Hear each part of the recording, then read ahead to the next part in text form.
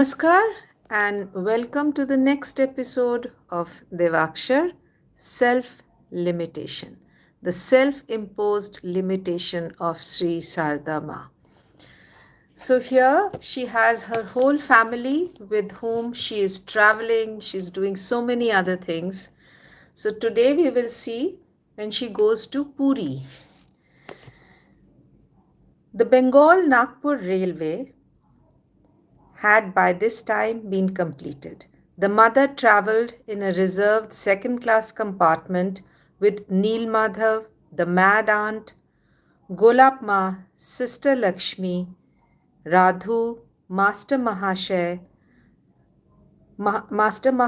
wife, Chunilal Babu's wife, and Kusum Kumari. So many people started going with her.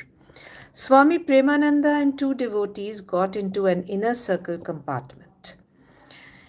Now the train reached Puri in the morning, and the mother, with her relatives and women companions, took residence in Kshetra Basir Mutt of the Boses, while Swami Premanand and others went to their second house near the sea called Shashi Niketan. The mother's first duty at Puri was to go to Jagannath temple to have a look at the Lord. On subsequent days, it was her daily task to visit the temple with others early morning and evening.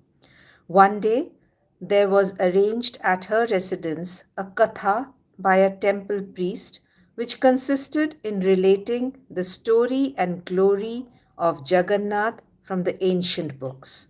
On this occasion, about 50 temple priests were very well fed. The Holy Mother and others used to obtain on payment the consecrated food from the temple for their daily meals. The feast for the priests also was arranged similarly. At Puri, the mother had a boil on her feet, which gave her intense pain, and yet she did not allow it to be operated on. One day at the temple, somebody's foot touched the boil, thereby causing excruciating pain for the mother. When Swami Premanand heard of this, he came the next day with a young doctor to pay their obeisance to the mother. She, as was her habit on such occasions, sat covering herself completely with a cotton sheet. The doctor now brought out a knife and, in the act of saluting by touching the feet, opened the boil and then begged her pardon, saying, "Mother, please don't be offended." This unexpected move irritated the mother a little at first, but when through proper dressing the pain subsided and the wound healed up, she heartily blessed her sons despite their daredevil work. A few days after this, the mother wanted to bring her mother and a brother to Puri to give them an opportunity to see the Lord. A devotee was accordingly sent to Jairambati. This had to be done without the mad aunt's knowledge, for she was too envious to brook anybody sharing the mother's affection or money, which were to be monopolized by or kept in reserve for herself and her daughter. The devotees went via Vishnupur by train, the railway line on that side having been constructed a little earlier, and communicated the mother's invitation to grandmother and Uncle Kali, who alone were expected to come. But as the news of the pilgrimage, the number swelled till a big party consisting of the grandmother, Uncle Kali with his father-in-law, wife, and two sons, and a villager named Sitaram started by way of Garbeta. No sooner did they step into Kshetra Bashir Mutt than Surabala got into a frenzy and went on really talking to the mother in a very bad tone, with all kinds of gestures and postures and very, very rude verses. It is an immemorial tradition at Puri that no caste distinction is observed so far as the prasad of Jagannath is concerned. So much so that prasad put into one's mouth by even a man of the lowest caste at the Anand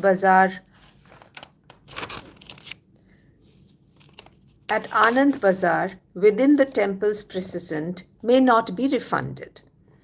The mother showed her respect for this custom by putting the prasad into the mouths of the devotees and asking them to put it into her mouth. While this merry ceremony was going on, Master Mahashaya and Uncle Varada came there by chance from Calcutta and they too joined in it. All those who came from Jairambati, except the grandmother, left again in December. The mother continued there for some time more. Her foot was now cured of the boil. The rheumatism too was not that acute, and her body was healthy.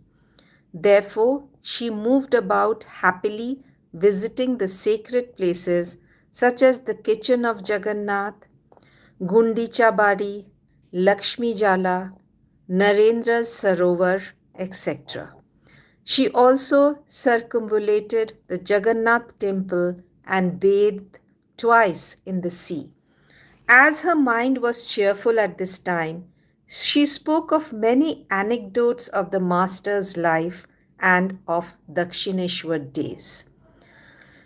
After spending some time thus in so much of joy and the holy atmosphere of Puri, she returned at the end of January to Calcutta, where she stayed in the old rented house on the Bagbazar street from where the grandmother left for home a little later.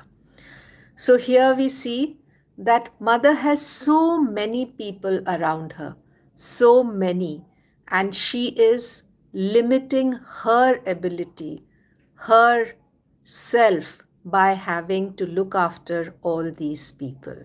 Otherwise, her divinity is not coming into play here. She's not showing it. She has covered it with so many relatives and people around her. Hope you enjoyed today's episode. Stay always tuned to Devakshar, like and share our videos, and do comment and let us know about the videos. Thank you so much for joining us today. Namaskar.